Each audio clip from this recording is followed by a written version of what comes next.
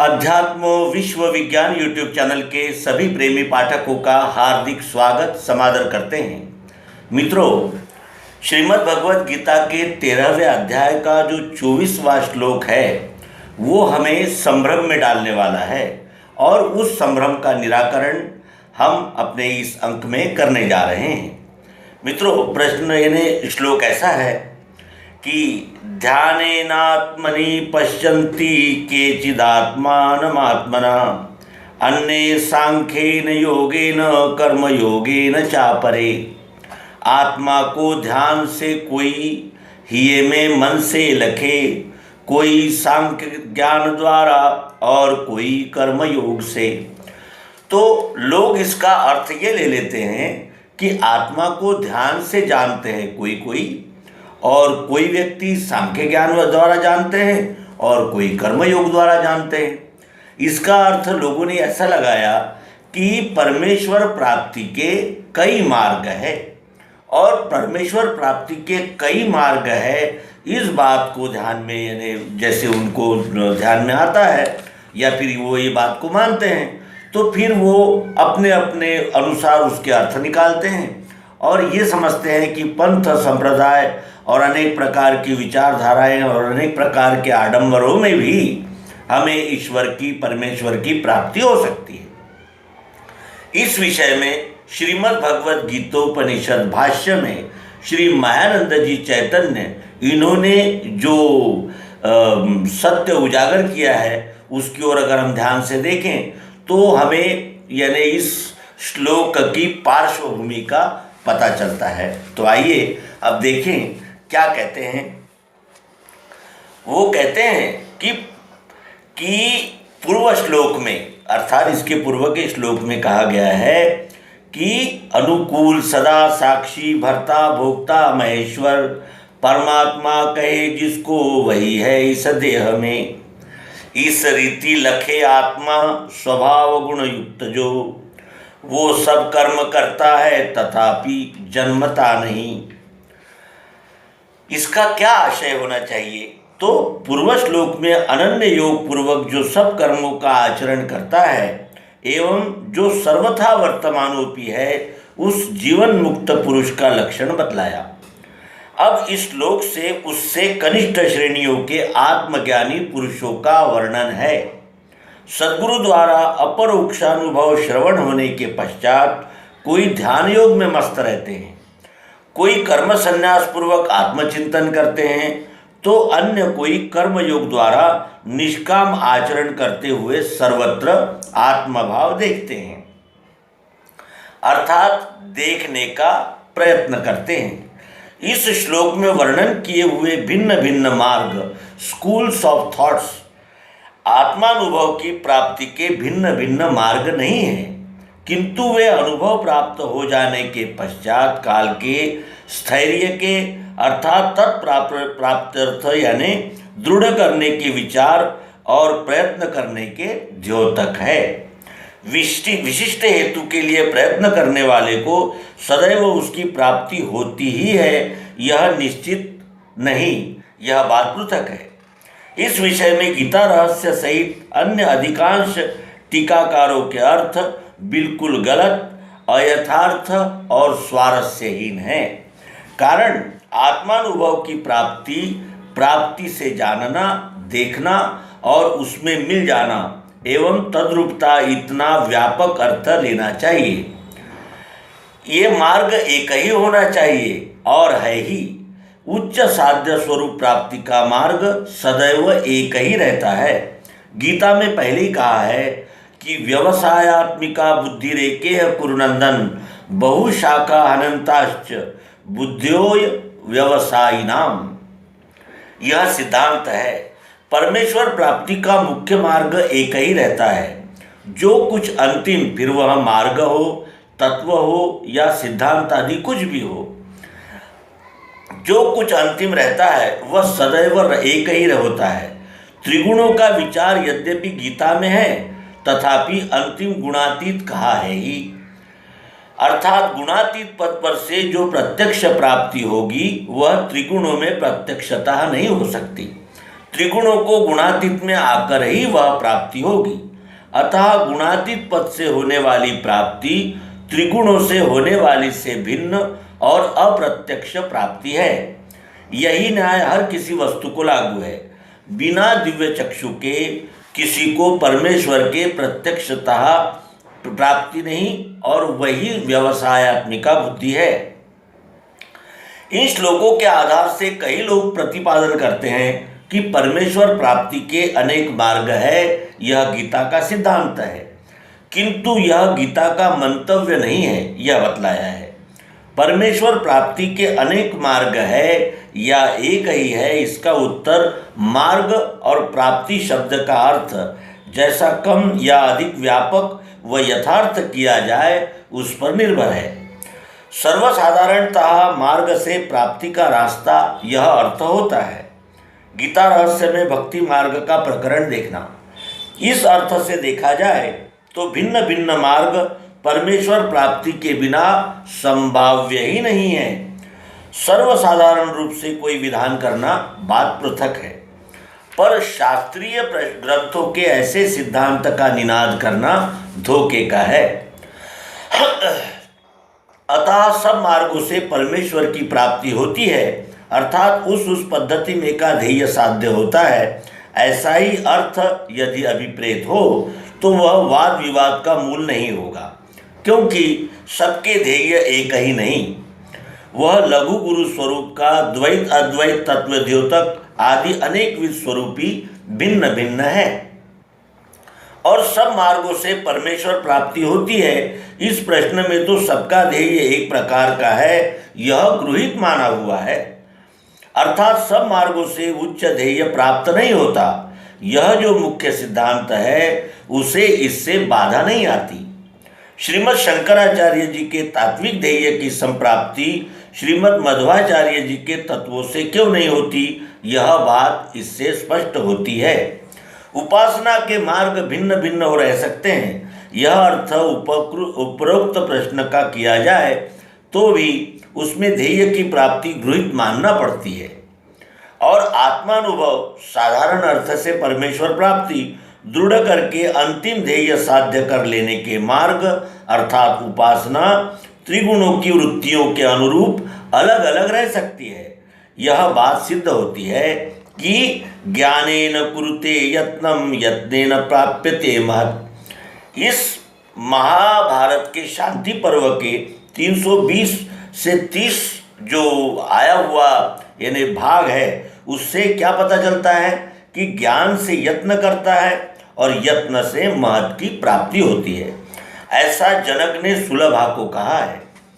उसका मर्म यही है, दिव्य चक्षु की प्राप्ति दिव्य चक्षु की पद्धति से ही होगी, औरों से नहीं। परंतु दिव्य चक्षु की सिद्धि किसी को कर्म से होगी, किसी को भक्ति से होगी इत्यादि गुणवृत्ति के यह दृश्य अलग अलग दिखेंगे। परंतु पातंजलि योग यह वृत्ति निरूप उपासना का मार्ग नहीं है। वह एक स्वतंत्र सांप्रदायिक स्वरूप का मत, पंथ या मार्ग, स्कूल ऑफ थॉट है, और भक्ति कर्म इत्यादि साधन उपासनाएं हैं। यह सांप्रदायिक मार्ग अथवा पंथ नहीं है। भक्ति द्वैती रह सकती है, उसी तरह अद्वैती भी रह सकती है, किंतु पातंजलि योग द्वैती ही है, अद्वैती नहीं।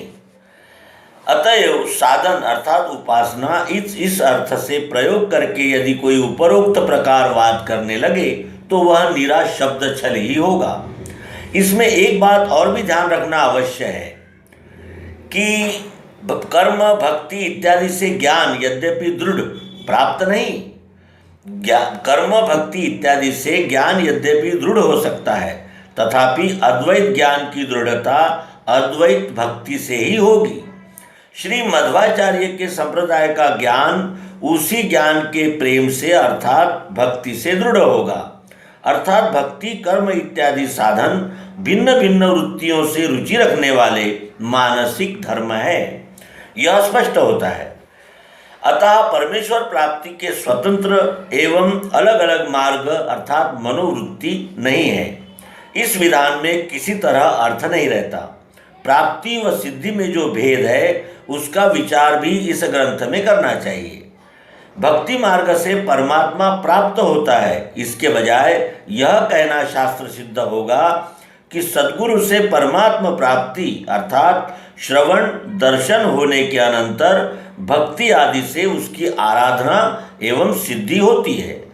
इससे लोगों की दिशा भूल नहीं होगी, परंतु पहले विधान से लोगों को भ्रम पैदा होकर वे यह समझने लग जाते हैं कि उससे परमात्मा प्राप्ति बिना सद्गुरु की सहायता से स्वतंत्रता हो जाती है। सद्गुरु देह नहीं वस्तु है, वस्तु सामने प्रत्यक्ष रख कर ही प्राप्ति हो सकती है। संत जनों के मंतव्य के अनुसार यही अर्थ होता है। माझी झालिया प्राप्ति अनन्य भक्ति तो करी, ऐसा एकनाथ महाराज कहते हैं। भक्ति मार्ग से ईश्वर की प्राप्ति सुलभ रीति से होती है। इसका अर्थ वस्तुतः यह है कि सद्गुरु से ज्ञान का दर्शन श्रवण होने पर भी अधिकांश लोगों को वह दृढ़ नहीं होने पाता, अर्थात उसकी प्राप्ति करने का प्रयत्न फिर खुद को ही करना पड़ता है। फिर इस तरह प्राप्ति के जो प्रयत्न होते हैं उनमें सबसे सुलभ साधन भक्ति का है। संत जनों के कहने का यही आशय होता है। लड़कों को खेलने से ज्ञान प्राप्त होता है, ये इसमें खेल यह साधन अप्रत्यक्ष है। प्रत्यक्ष साधन गुरुजी है। ज्ञान मिलने के साधन भिन्न भिन्न रुचि के अनुसार ही होंगे। परमेश्वर प्राप्ति के मार्ग अनेक है। इसकी पुष्टि के लिए प्रायः मंदिर का उदाहरण दिया जाता है कि और उसके द्वारा यह प्रतिपादन किया जाता है कि जिस तरह मंदिर की ओर जाने के लिए अनेक मार्ग रहते हैं, उसी तरह परमेश्वर प्राप्ति के भी अनेक स्वतंत्र मार्ग हैं। जिसे जो जचता या पछता हो उसने उस मार्ग का स्वीकार करना, यह तुलना ठीक नहीं है। सांख्य, योग व वेदांत आदि सब विचार संप्रदायों अर्थात स्कूल ऑफ थॉट्स के साध्य एक ही स्वरूप के नहीं है, यह विश्रुत है। इनका ध्येय अर्थात साध्य उद्देश्य एक ही या एक स्वरूपात्मक रहता तो सबों को एक ही या एक स्वरूपात्मक तत्व की प्राप्ति अलग अलग मार्गों से प्राप्त होना संभाव्य हो जाता। जिस तरह मंदिर में के एक शिवपिंडी की प्राप्ति अनेक द्वारों से होती है, अर्थात इन अनेक मार्गों से जो प्राप्ति होती है वह एक ही स्वरूप अथवा बौद्धिक विकास की दर्शक नहीं होती। यह लघु गुरु स्वरूप की तथा तरतम भाव द्योतक होती है। अतः परमेश्वर प्राप्ति के अनेक मार्ग नहीं, एक ही है। इसी सिद्धांत को इससे पुष्टि मिलती है। ऊपर के मंजिल पर जाने के लिए प्राथमिक सीढ़ी छोड़कर ऊपर की गृहीत करके अंतिम एक ही श्रेणी पर आरोहण करना पड़ता है। सब सीढ़ियों में विरोध नहीं रहता, अंतर्भाव होता है और आखिरी सीढ़ी उच्च रहती है। उस सीढ़ी पर पहुंचने के लिए पिपलिका मार्ग यद्यपि नित्य परिचित मार्ग है, तथापि उसी पर से सबों ने जाना ही चाहिए ऐसा नहीं माना जा सकता। व्यक्ति वैशिष्ट तथा काल महात्म्य से विहंगम मार्ग यानी विमान जैसा सुलभ व सार्वत्रिक साधन, उदाहरणार्थ दिव्य दृष्टि, उच्च श्रेणी पर एक समय पहुंचने के लिए उपलब्ध हो सकती है। उसके लिए अनेक मार्गों से या पिपलिका मार्ग से ही जाने की आवश्यकता नहीं है। इसके अतिरिक्त एक काल ऐसा था जिसमें विद्युत उपलब्ध नहीं थी या कष्ट साध्य थी, किंतु वर्तमान समय में विद्युत ही महत्व के स्थान में विशेष उपयोग में लाई जाती है। इस रीति से काल महात्म्य के कारण विहंगम मार्ग ही विशेष आविष्कृत होता है। अवतार कार्य इसी तरह रहता है। उसके समय अध्यात्म की बड़ी बड़ी लहरें चारों तरफ उछलकर कार्य करती है। यहाँ पर अहम अथवा पुरुषोत्तम इत्यादि अंतिम तत्वद्योतक शब्दों का प्रयोग भगवान ने नहीं किया है, आत्मनि शब्द का सामान्य प्रयोग किया है। इसका ध्यान रखना अवश्य है। आत्म तत्व का आकलन जिन्होंने भिन्न भिन्न मार्गों से व जिस रीति से किया, उन्हीं मार्गों से व उसी रीति से उन्हें उसकी प्राप्ति होती है। उदाहरणार्थ सांख्यों को आत्म तत्व की प्राप्ति प्रकृति में अनंत पुरुष है इत्यादि रूप से द्वैतात्मक होती है। उसी तरह अन्य विषयों का जानना, परंतु इस तरह अर्थ किया जाए तो भी परमेश्वर प्राप्ति का मार्ग इससे भिन्न व एक ही होता है, ऐसा जो मुख्य सिद्धांत तो ऊपर कहा है उससे इसे बाधा नहीं आती। गीता में के दिव्य चक्षु की अंतिम तथा व्यापक विचार प्रणाली में अन्यान्य मार्गों से सर्वसामान्य अंगों का समावेश है, इसलिए उसके प्राप्ति के लिए अन्य मार्ग साधनभूत नहीं हो सकते। किंतु दिव्य चक्षु में अन्यान्य विचार संप्रदायों की परिणत अवस्था की प्राप्ति हो जाती है।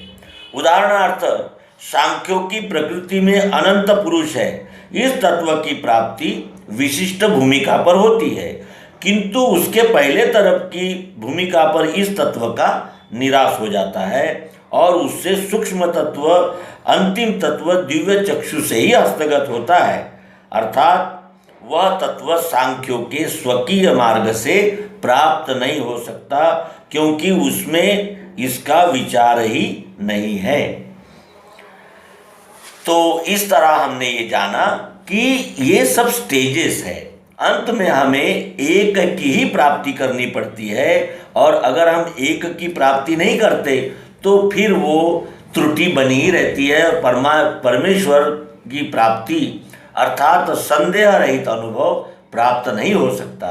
सांख्य आदि जितने भी दर्शन शास्त्र है, जितने भी विचार प्रवाह है, वो परमेश्वर का यानी आंगिक विचार करते हैं। संपूर्ण का विचार केवल दिव्य दृष्टि दिव्य चक्षु से ही प्राप्त हो सकता है। ये इस लेख का मतितार्थ है। हम इसी तरह अध्यात्म विज्ञान के इस परम पाथेय पर चलते रहेंगे और अवश्य ही एको हम बहुश्याम इस लक्ष्य को जानते हुए भगवान श्री मायानंद जी चैतन्य